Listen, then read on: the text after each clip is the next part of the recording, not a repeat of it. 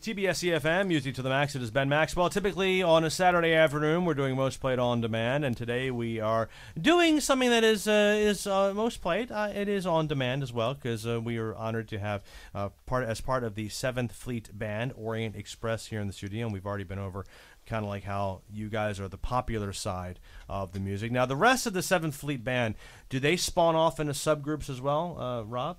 Yes, they do. They have a traditional big band type thing. They actually do have a popular music group as well, slightly larger than us. They have a woodwind quintet. They have a brass quintet, and a Dixieland style brass band. Right. Yeah, they're pretty fun. You guys mentioned, Jose, you said that you were in a Cambodian mall, right? Yes. That was very odd. Yes. Can you imagine the brass band being in there? I mean, they must have a completely different experience than you guys do. Have you done? Actually, Ian, you played trumpet. Have you done the brass band subgroup? I have in the past. Okay, yes. and yes. What have you noticed a difference in the reception of Orient Express with the brass band in the people's reactions? I'm not sure I understand exactly what you mean. Well, because you mean the style of music? No, I mean like just people's reacting to it, because it's one thing to see guitars come out, and guitars are pretty universal around the world, right? And woodwinds are kind of universal, drums are kind of universal, right? But you play the sax, Jose, right? Yes. Okay, so and you play the trumpet, Ian. Those are relatively different instruments than most people in this part of the world are used to seeing. Definitely, in culturally, historically, now it's a different story. But like the average person living in a smaller town might never have seen a trumpet. Definitely, we go to a lot of schools and play for small children, and they haven't been exposed to that type of music before, so it is pretty shocking. But I think music is universal, and people enjoy it. They get up and dance. They love it. So, what was your inspiration, starting with you, Ian, for getting into music and having this whole thing happen? Who are your influences, mate? Well, my father was kind of my inspiration for music. He's not a musician, but I grew up in a household where there were like 400 CDs. Really? You know, he just collected music and exposed me to a lot of different types of music. So I'd say it's on my father's shoulders. Okay. And any specific artist? Oh, there's like 1,000 of them. I mean, trumpet players, I love jazz musicians like Wynton Marsalis and Miles Davis and Dizzy Gillespie, all the greats. You know what's weirdly weird about what I took from what you said there is that you said you had a lot of CDs, and when I grew up, well, we had a lot of records.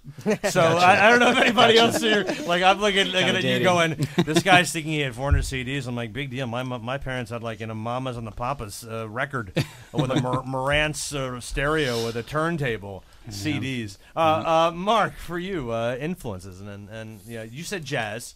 Yeah. For me, when I started playing guitar when I was about 12. I also played the trumpet long ago, but I just wanted to be Eddie Van Halen. When I was a kid, I wanted to be Eddie Van Halen. That's all I've thought about. Were you able to get the whole eruption thing down? I had worked on it, but not the whole thing. The tremolo picking at the end is hard. So, right? All right. So what's your favorite guitar riff to play? If you were doing an air guitar contest? Yeah, now I'm a bass player. Oh, now you're a bass player. I switched to the bass. All right. So I've gone from 5 to 4 trumpet, guitar, bass. So now I'm doing the bass, and I've been doing a little singing. So okay, all right. I'm enjoying this right now. Okay, this is very true. This isn't a job interview, dude. It's okay. So, Bruce, as a drummer, what we're talking, like Buddy Rich? We're talking John Bonham. John Bonham? Talking John Bonham. Okay, all right. So, what specific song, what Zeppelin song is like your favorite, man, to jam on? And are you jealous of Jason, and how? I'm not jealous of Jason at all. All right. But it's all about John Bonham. It's all about everything. It's such a generalized answer. Everything from the first Led Zeppelin album straight up to Coda and everything in between. No kidding. Every note in an unrefutable holy truth. And no influence of like Tommy Lee. None of the shtick of the upside down. Oh, Tommy Lee's great, but Tommy Lee came from John Bonham. Yeah. Okay. Yeah. I like what you're thinking there. I really like the. For me, it started with the British Invasion and Motown, and the 50 years afterwards. Okay. Records or CDs? Both. Okay. And I'm sorry, Mark. You have records, right? I had cassettes when I was growing up. So you're playing in the middle. God, I feel so old. Rob, don't laugh, Jose. I don't like the way you're laughing at this. Rob, who were your influences as a guitarist, a musician, etc.? Yeah, I remember a specific era, but one song kind of sticks out of my head. In particular, it was "Crazy Train" by Ozzy Osbourne. Randy Rhoads playing the guitar on that, and I remember. Staying up, there was the Headbangers Ball on MTV. Yeah, I remember those. See, those I remember. Stay up till like 2 o'clock in the morning. You might want to give him a couple old videos of MTV for the Headbangers Ball. But that song, all the guitar fills that Randy Rhoads did would just make the hairs on the back of my neck stand up, and I was like, man, that's so cool. Well, and then all the hair metal bands at that time. I liked all that stuff, the Image, of course, It's like, I don't want to have a real job. I'm going to do that.